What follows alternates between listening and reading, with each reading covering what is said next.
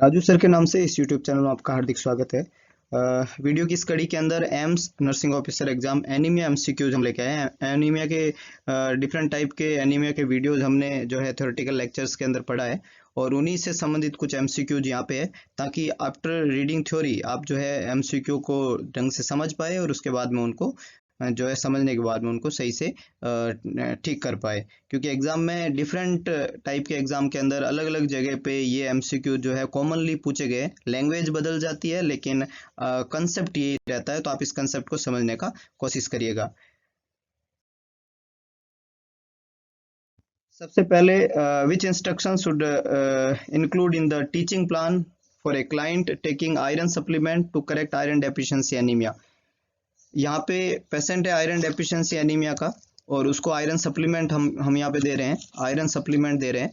तो iron supplement देते समय क्या इंस्ट्रक्शन जो है आप टीच करेंगे उसको, ये क्वेश्चन ने पूछा है। मतलब जो 4 ऑप्शन आपको दिए होंगे उसमें 3 ऑप्शन जो है वो रॉन्ग टीचिंग है और एक ऑप्शन है जो राइट टीचिंग है। तो आपको ये इंस्ट्रक्शन यहाँ पे फाइंड आउट करना है कि कौन सा इंस्ट्रक्शन जो है वो राइट टीचिंग की तरफ है। फर्स्ट वन है ईट ए लो फाइबर डाइट। देखिएगा, फाइबर जो होता है, फाइबर वो कॉन्स्टिपेशन के ट्रीटमेंट में काम में लेते हैं। आयरन डेफिशिएंसी एनीमिया जो होता है इसका कॉमन साइड इफेक्ट होता है कि ये कॉन्स्टिपेशन करता है ना। आयरन डेफिशिएंसी एनीमिया जो होता है उसका जब हम ट्रीट करते हैं, सॉरी आयरन थेरेपी जब हम देते हैं, तो आयरन रिप्लेसमेंट थेरेपी जो होता है, आयरन सप्लीमेंट जो होता है, उसका कॉमन साइड इफेक्ट क्या होता है कि वो कॉन्स्टिपेशन करता है। तो कॉन्स्टिपेशन में डाइट जो होती है वो हमें क्या देनी पड़ती है, हाई फाइबर। तो लो फाइबर डाइट जो है वहाँ पे देना गलत इंस्ट्रक्शन होगा। Patient should be instruct for high fibre diet, ताकि उसमें कॉन्स्टिपेशन को क्या किया जा सके, प्रिवेंट। तो ये आंसर तो नहीं बन सकता। Limit the intake of fluid. Fluid का इंटेक कम करना होता है कॉन्स्टिपेशन में या ज्यादा, तो हमारा जवाब रहेगा कि उसका इंटेक ज्यादा करना होता है। और यहाँ पे दिया हुआ है कि लिमिट करना है, तो लिमिट नहीं करना है, तो इसलिए ये आंसर भी गलत है। हमें फ्लूइड के इंटेक को क्या होना है, बढ़ाना होता है, इंक्रीज करना होता है। क्यों? क्योंकि ये कॉन्स्टिपेशन को ट्रीट करने में मदद करता है। तो ये आंसर भी यहाँ नहीं बनेगा। Limit the intake of meat, fish and poultry. Iron deficiency anaemia में हमने पढ़ा था कि आयरन जो है वो 2 फॉर्म में मिलता है हमें, एनिमल और प्लांट सोर्सेज से। और एनिमल सोर्सेज से मिलने वाला हिम आयरन जो होता है वो हाईली एब्जॉर्बल होता है, क्वालिटेटिव आयरन होता है ना। और वो अच्छा आयरन होता है, बढ़िया आयरन माना जाता है। तो उसके इंटेक को बढ़ाना है अगर पेशेंट में आयरन डेफिशिएंसी एनीमिया, उसके इंटेक को भी लिमिट नहीं करना है। इसका मतलब ये तीनों इंस्ट्रक्शन जो है वहाँ पे गलत रहेंगे। फाइबर डाइट ज़्यादा देनी है आपको, फ्लूइड इनटेक को बढ़ाना है आपको, और ये एनिमल प्रोडक्ट जो है वो ज़्यादा देने होते हैं, उनको लिमिट नहीं करना होता है। लास्ट ऑप्शन है avoid taking iron supplement with milk और एंटासिड। ये बिल्कुल सही है। आयरन का सप्लीमेंट जो होता है वो मिल्क के साथ में और एंटासिड के साथ में लेने अवॉइड करना है। क्यों? क्योंकि आयरन का जो एब्जॉर्प्शन है वो ये नहीं होने देंगे। आयरन का एब्जॉर्प्शन जो होता है वो डिक्रीज करेंगे ये प्रोडक्ट। अगर आप मिल्क और एंटासिड के बाद साथ में आयरन देते हैं तो ये आयरन के एब्जॉर्प्शन को क्या कर देंगे, कम कर देंगे। इसलिए इनको अवॉइड करना है आयरन के साथ में। ये इंस्ट्रक्शन बिल्कुल सही है, आयरन को इनके साथ में नहीं लेना होता है। एक और खास बात, आयरन का प्रिपरेशन जब हम देते हैं तो ये टीथ की स्टेनिंग करते हैं। आयरन क्या करता है, टीथ स्टेनिंग करता है कॉमनली ये बच्चों के अंदर, है ना। दांत का कलर जो होता है वो ब्लैक ब्लैक हो जाता है, टीथ स्टेन हो जाते हैं आयरन से। तो उसको प्रिवेंट करने के लिए जब लिक्विड फॉर्म में आप आयरन दे रहे हो तो स्ट्रो जो होता है उससे मेडिकेशन देना चाहिए, स्ट्रो के यूज से, ताकि टीथ की स्टेनिंग जो है वहाँ प्रिवेंट हो जाए। इसके अलावा पेशेंट को एक्सप्लेन करना होता है कि आयरन की वजह से स्टूल का कलर जो होता है वो ब्लैक होता है, उसमें कोई घबराने की जरूरत नहीं होती। ये कॉमन इंस्ट्रक्शन होते हैं जो भी पेशेंट आयरन डेफिशिएंसी एनीमिया का होता है और आयरन सप्लीमेंट थेरेपी उसको दिया जाता है। अगले क्वेश्चन की हम बात करें, when we are going to plan interventions for counselling a maternal client. एक मैटरनल क्लाइंट है who has been newly diagnosed with sickle cell anaemia. Maternal client है और उसको सिकल सेल एनीमिया हुआ है। Which would be the most important psychosocial intervention at this time, है ना। Question anaemia का है लेकिन साइकोसोशल इंटरवेंशन यहाँ पे आपको काम में लेना है। तो कौन सा साइकोसोशल इंटरवेंशन यहाँ पे आप मोस्टली यूज करेंगे इस पेशेंट के अंदर। फर्स्ट वन है help the client identify her concern. मरीज का कंसर्न जो है वो जानने का कोशिश करेंगे। Avoid discussing the detail of the disease, disease के डिटेल के बारे में नहीं बताएंगे। Allow the client to be alone if she is crying. अगर वो क्राई कर रहा है तो उसको अलाउ करे अकेला रहने के लिए। And encourage family and friend to visit the client frequently, और फ्रीक्वेंटली विजिट कराएं, उसको अकेला ना रखें। देखिएगा, मैटरनल क्लाइंट अगर डायग्नोस हुआ है सिकल सेल डिजीज के साथ में और साइको सोशल इंटरवेंशन यहाँ पे हमें काम में लेना है, वो यहाँ पे पूछा है। तो जब वो डायग्नोस हुआ है सिकल सेल डिजीज में हमने या सिकल सेल एनीमिया में हमने पढ़ा था कि जब भी बॉडी में हाइपोक्सिया होगा तब प्रॉब्लम होगी और आरबीसी की सिकलिंग होगी। और अभी वो पेशेंट जो है वो काउंसलिंग के लिए आया है। The patient is non symptomatic, वो नॉन सिम्टोमेटिक है। तो इस कंडीशन के अंदर सबसे पहले हमें क्वेश्चन, इस तरीके के क्वेश्चन कई बार एग्जाम पूछे जाते हैं और हम जल्दी से कोई ना कोई इंटरवेंशन ले लेते हैं, पर याद रखिएगा कि क्वेश्चन इस तरीके का है कि जिसमें अभी तक कोई मरीज की प्रॉब्लम नहीं दी हुई है। Definitely patient diagnose with sickle cell anaemia और वो काउंसलिंग के लिए आ रहा है, पर हमें इस क्वेश्चन में ये नहीं दिया हुआ है कि मरीज का कंसर्न क्या, मरीज की प्रॉब्लम क्या है। और जब तक हम मरीज की प्रॉब्लम नहीं जान लेते तब तक हम इंटरवेंस नहीं लेंगे। इन 4 ऑप्शन के अंदर एकमात्र ऑप्शन जो ए है वो ये कह रहा है कि पहले कंसर्न तो जानो कि उसकी दिक्कत क्या है, जो क्वेश्चन में नहीं मिला है आपको। लेकिन बाकी 3 ऑप्शन जो है उसमें अवॉइड करो, डिस्कसिंग, अलाउ कर दो, उसको एनकरेज करो, ये तीनों के तीनों जो है इंटरवेंशन है। डेफिनेटली ये इंटरवेंशन काम में लिए जा सकते हैं, लेकिन अभी इंटरवेंशन काम में नहीं लेंगे जब तक हमें पता ही नहीं है कि प्रॉब्लम क्या है। तो what the problem is then the we can give the answer. तो ये यहाँ पे अच्छा आंसर रहेगा कि पहले हम मरीज का कंसर्न जान ले और अगर हमें पता चल जाए कि उसकी दिक्कत क्या है then we can treat her. तो ये इंपॉर्टेंट आंसर है कि help the client to identify her concern, never take any intervention before knowing concern. अगले क्वेश्चन का हम बात करें, when we are going to caring an infant that is admitted to hospital, diagnosis of haemolytic disease. Haemolytic disease का मरीज है। Haemolysis word का मतलब क्या होता है? हिमोलाइसिस का मतलब होता है आरबीसी का डिस्ट्रक्शन, आरबीसी डिस्ट्रक्शन है ना, आरबीसी का टूटना। और हिमोलाइसिस कहाँ पे होता है? स्प्लीन के अंदर, इसलिए स्प्लीन को क्या बोला जाता है? Graveyard of RBC. तो हिमोलाइटिक डिजीज का बच्चा है। Which finding should we expect to note in this infant when reviewing the lab result? जब आप लैब रिजल्ट देख रहे हो तो लैब रिजल्ट में क्या मिलेगा अगर बच्चे में हिमोलाइटिक डिजीज है? तो बहुत आसान क्वेश्चन है कि हिमोलाइसिस हो रहा है, आरबीसी का डिस्ट्रक्शन हो रहा है और उस बच्चे का लैब रिजल्ट देख रहे हो तो क्या मिलेगा आपको? फर्स्ट है उसका बिलिरुबिन काउंट डिक्रीज होगा, डिक्रीज नहीं होता है। जब भी आरबीसी टूटेगी तो क्या बनेगा? बिलिरुबिन बनता है। आरबीसी के टूटने पे बिलिरुबिन ही बनता है, तो ये इंक्रीज होगा, डिक्रीज कभी भी नहीं होगा। हिमोलाइटिक डिजीज हमेशा जॉन्डिस करती है क्योंकि बिलिरुबिन की वैल्यू बॉडी में बढ़ जाती है। आरबीसी का एंड प्रोडक्ट जो होता है वो बिलिरुबिन होता है। एलिवेटेड ब्लड ग्लूकोज लेवल, तो this haemolysis is not related to the blood sugar level, इधर इंक्रीज और डिक्रीज कुछ भी चेंजेस नहीं होता, तो हिमोलाइसिस का संबंध इससे नहीं है। और अगर थोड़ा बहुत कहीं है तो भी बढ़ने की जगह घटेगा क्योंकि लीवर कॉम्प्रोमाइज होता है तो बॉडी में हाइपोग्लाइसीमिक कंडीशन होती है, तो हाइपरग्लाइसीमिया के तो चांसेस नहीं है। डिक्रीज आरबीसी, डेफिनेटली कौन टूट रही है? आरबीसी, तो कौन कम हो जाएगी? आरबीसी। तो ये फाइंडिंग तो मिलेगी लेबोरेटरी डाटा के अंदर कि आरबीसी के नंबर क्या हो जाएंगे? कम हो जाएंगे, क्योंकि आरबीसी क्या हो रही है? टूट रही है। और आरबीसी का कम होना हीमोग्लोबिन का कम होना, और इसको हम एनीमिया बोल सकते हैं। तो हीमोग्लोबिन टूट रहा है मतलब आरबीसी टूट रही है, मतलब एनीमिया होगा, मतलब आरबीसी के नंबर कम हो जाएंगे। डब्ल्यूबीसी काउंट कम हो जाएंगे, ये कंसर्न इश्यू नहीं है, डब्ल्यूबीसी का संबंध भी यहाँ नहीं है। तो आंसर क्या रहेगा? सी, आरबीसी के नंबर क्या हो जाएंगे? कम हो जाएंगे।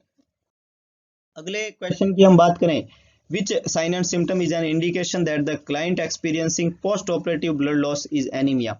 मरीज जो है उसमें पोस्ट ऑपरेटिव ब्लड लॉस जो है, पोस्ट ऑपरेटिव ब्लड लॉस हुआ और उसकी वजह से मरीज को एनीमिया हो गया, तो उसका क्लिनिकल साइन एंड सिम्टम यहाँ पे क्या है? ये क्वेश्चन ने पूछा है ना। Post operative blood loss anaemia में क्लिनिकल साइन एंड सिम्टम मरीज को क्या होगा? क्लिनिकल साइन क्या है? फर्स्ट है फटीग, सेकंड वन है डिस्निया, थर्ड वन है ब्रेडिकार्डिया और फोर्थ वन है muscle cramp. Sign and symptom पूछा है post operative blood loss anaemia के अंदर, तो इन 4 ऑप्शन के अंदर मसल क्रैम्प का संबंध एनीमिया से है ही नहीं।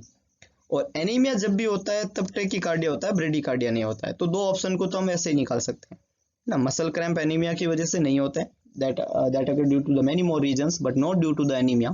And when patient is anemic due to the blood loss or especially in post operative condition, tachycardia is the first clinical sign, shock का इंडिकेशन और ब्लड लॉस का इंडिकेशन है ना, तो ये टेकिकार्डिया होता है ना। 2 ऑप्शन है, one is fatigue and one is dyspnoea. तो डिस्निया जो होता है इसका मतलब होता है डिफिकल्टी इन रेस्पिरेशन, है ना। नॉर्मली जब भी एनीमिया होता है तो टेकिपनिया होता है, टेकिपनिया होता है इंस्टेंट ऑफ डिस्निया। ज्यादातर क्या देखने को मिलता है? टेकिपनिया देखने को मिलता है ना। सम शॉर्टनेस ऑफ ब्रेथ वहाँ पे हो सकती है, बट वो डिस्निया नहीं है। मतलब टैकिपनिया हो सकता है, शॉर्टनेस ऑफ ब्रेथ हो सकती है, लेकिन वो डिस्निया नहीं होता है। तो ये यहाँ पे हो सकता है, लेकिन उसको डिस्निया नहीं बोल सकते हम। फटीग, वीकनेस, ये डेफिनेटली होता है ना। तो यहाँ पे इन 4 सिम्टम के अंदर बाकी 3 सिम्टम जो है उनका रिलेशन ब्लड लॉस एनीमिया से नहीं है, और फटीग जो है उसका सिम्टम उसका संबंध जो है ब्लड लॉस एनीमिया से है। तो फटीग जो है वो कॉमन कंप्लेंट रहता है, जिसका रीजन होता है हीमोग्लोबिन की कमी है, क्योंकि ब्लड लॉस हुआ तो आरबीसी कम है तो हीमोग्लोबिन कम है, और हीमोग्लोबिन कम है तो ऑक्सीजन कैरिंग कैपेसिटी जो है वो ब्लड की कम हो गई है, जिसकी वजह से बॉडी के सेल और टिश्यू की ऑक्सीजन डिमांड फुलफिल नहीं हो रही है, और जिससे बॉडी में फैटिगनेस देखने को मिलती है ना। तो decrease oxygen carrying capacity will lead to fatigue. अगले क्वेश्चन की हम बात करें, a client is diagnosed with pernicious anaemia, that is vitamin B12 deficiency anemia. When we review the client's health history for disorder involving which organ responsible for vitamin B12 absorption, जब हम उसकी health history देख रहे हैं तो आपको ये पूछा गया है कि विटामिन B12 का एब्जॉर्प्शन कौन सा ऑर्गन करता है, मतलब कौन सा ऑर्गन जिम्मेदार है विटामिन B12 के एब्जॉर्प्शन के लिए, either it is liver, kidney और स्प्लीन और लंग्स और समथिंग एल्स। तो first one is the liver. Liver is not responsible for absorption of vitamin B12 because absorption never occur from the liver or spleen or lungs. It always occur from the intestine. Absorption intestine से होता है. Ileum is the part of intestine, and definitely ileum वो जगह है जहाँ पे vitamin B12 का क्या होता है, एब्जॉर्प्शन। हमने थ्योरेटिकल लेक्चर में भी पढ़ा था कैसे विटामिन B12 जो होता है वो इंट्रिंसिक फैक्टर के साथ में बाइंड होता है, और टर्मिनल इलियम, इलियम में ज्यादातर कहाँ पे होता है, ये टर्मिनल इलियम पे जाके क्या होता है, एब्जॉर्ब होता है। तो विटामिन B12 का एब्जॉर्प्शन जो होता है वो टर्मिनल इलियम पे होता है, ये हमने थ्योरेटिकल लेक्चर के अंदर पढ़ा है। तो यहाँ पे टर्मिनल इलियम जो है वो वहाँ पे करेक्ट आंसर रहेगा। इलियम वो जगह है जहाँ पे विटामिन B12 का एब्जॉर्प्शन होता है। इसके अलावा kidney, it's not the organ for the absorption of vitamin B12, and hepatobiliary, hepatobiliary word related to the liver and gall bladder, liver and gall bladder, gall bladder ये hepatobiliary में आता है, और ये एब्जॉर्प्शन में कोई रोल नहीं है, तो ये भी यहाँ पे आंसर नहीं बनेगा। तो B is the correct one, terminal ileum, और ileum is the site where vitamin B12 is absorb. अगले क्वेश्चन का हम बात करें, when we reviewing the serum laboratory test result from a client diagnosed with sickle cell anaemia, sickle cell anaemia का जब हम diagnostic test पढ़ रहे हैं, लैब टेस्ट पढ़ रहे हैं, which parameter should anticipate will be elevated, कौन सा पैरामीटर जो है वो आपको बढ़ा हुआ देखने को मिलेगा, एलिवेटेड देखने को मिलेगा, which parameter should anticipate will be elevated, जो आपको बढ़ा हुआ देखने को मिलेगा सिकल सेल एनीमिया में। तो सिकल सेल एनीमिया का कंफर्मेटिव डायग्नोस्टिक टेस्ट था इलेक्ट्रोपोरोसिस, और हमने बोला कि हीमोग्लोबिन ए किस में कन्वर्ट हो जाता है, हीमोग्लोबिन एस के अंदर, तो डेफिनेटली वहां पे हीमोग्लोबिन एस आपको मिलेगा। सोडियम की बात हमने वहां पे की नहीं, और ना यहाँ संबंध इसका सोडियम से है।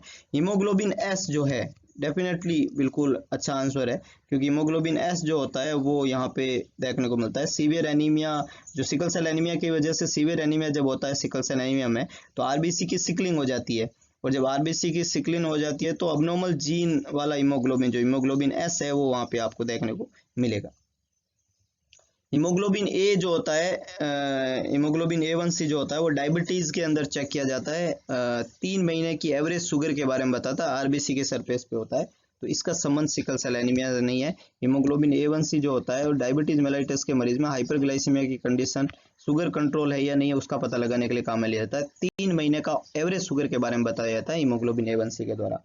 एंड प्रोथ्रोम्बिन टाइम जो होता है वो किसी भी ब्लीडिंग डिसऑर्डर के अंदर चेक करते हैं, या कोई भी पेशेंट जो एंटीकोएगुलेंट थेरेपी पे है उसमें प्रोथ्रोम्बिन टाइम जो है उसकी वैल्यू रहती है। सिकल सेल एनीमिया में ऐसा नहीं है। यहाँ पे आंसर क्या बनेगा, हीमोग्लोबिन एस। अगले क्वेश्चन का हम बात करें, एक क्लाइंट हुआ है जो history of chronic ulcerative colitis, मरीज को प्रॉब्लम है क्रोनिक अल्सरेटिव कोलाइटिस, है ना, कोलन के अंदर अल्सरेशन की प्रॉब्लम है, डायग्नोस विद एनीमिया, उसको एनीमिया हुआ है।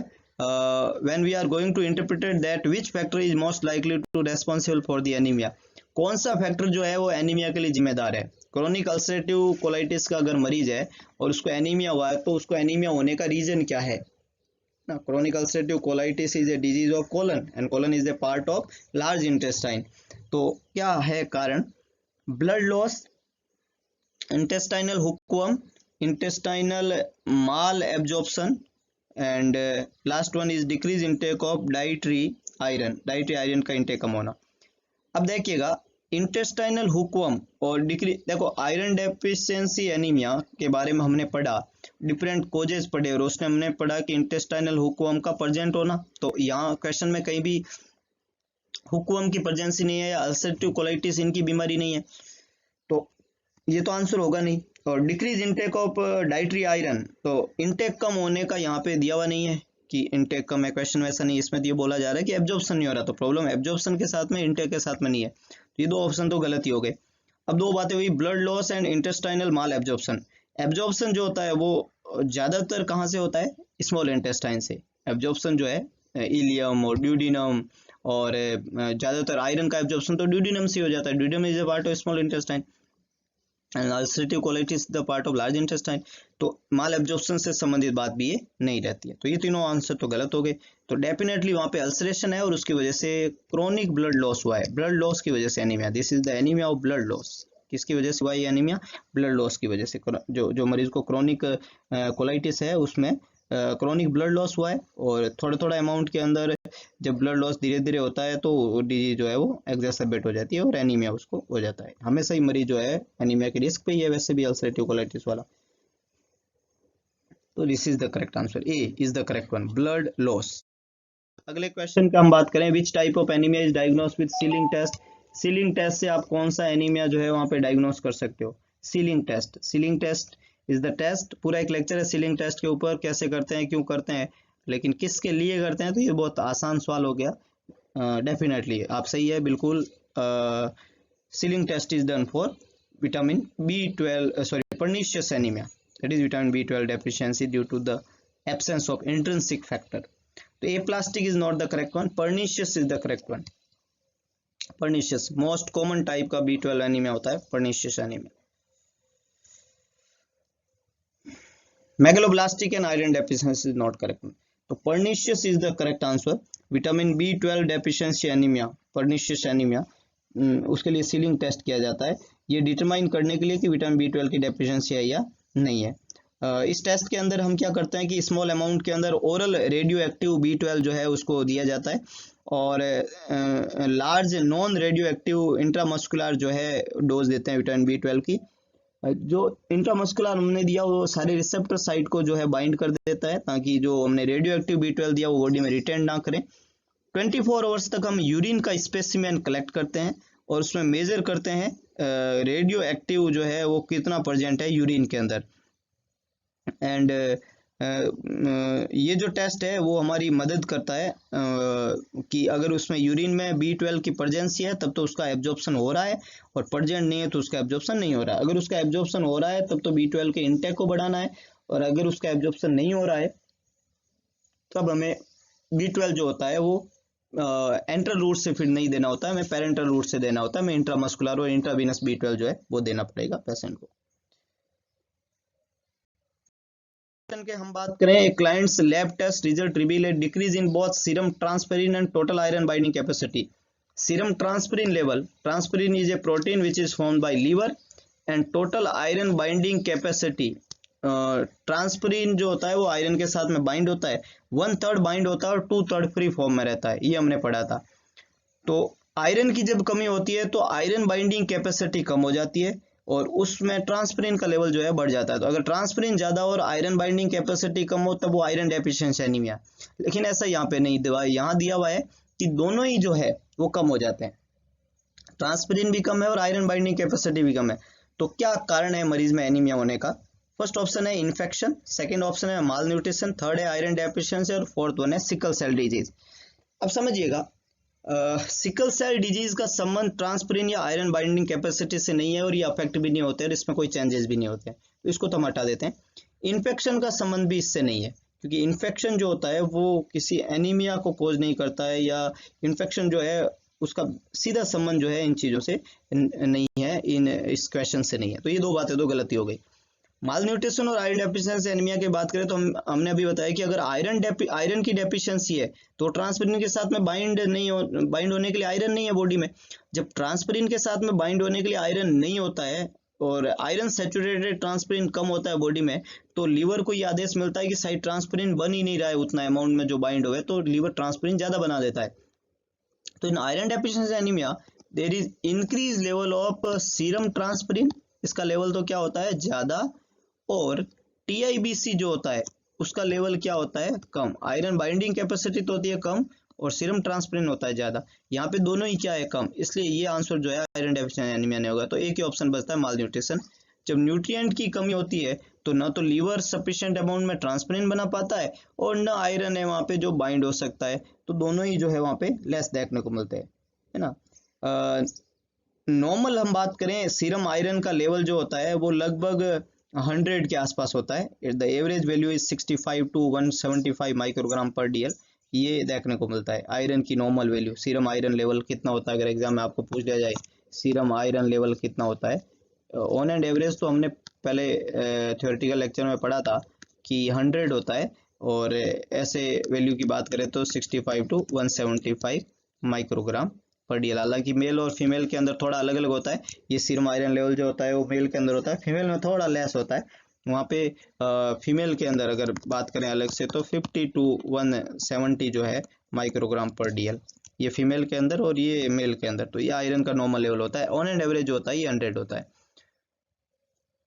तो यहाँ पे आंसर रहेगा माल न्यूट्रिशन, दोनों का ही लेवल जो है कम देखने को मिलेगा। अगले क्वेश्चन की हम बात करें, what condition should we assess a client diagnose with pernicious anaemia. Pernicious anaemia के मरीज में क्या कंडीशन वहाँ पे आपको देखने को मिलेगी, पर्निशियस एनीमिया के पेशेंट के अंदर कंडीशन क्या देखने को मिलेगी। First one is the constipation, that is not related to the pernicious anaemia. Constipation का संबंध पर्निशियस एनीमिया से नहीं होता है। Second one, shortness of breath, shortness of breath का संबंध, the word shortness of breath is related to the when there is decrease iron carrying capacity और something like that. तो यहाँ पे पर्निशियस एनीमिया जो होता है उसमें विटामिन B12 का डेफिशिएंसी है, तो शॉर्टनेस ऑफ ब्रेथ जो है वो डायरेक्ट साइन पर्निशियस एनीमिया का यहाँ पे नहीं रहता है।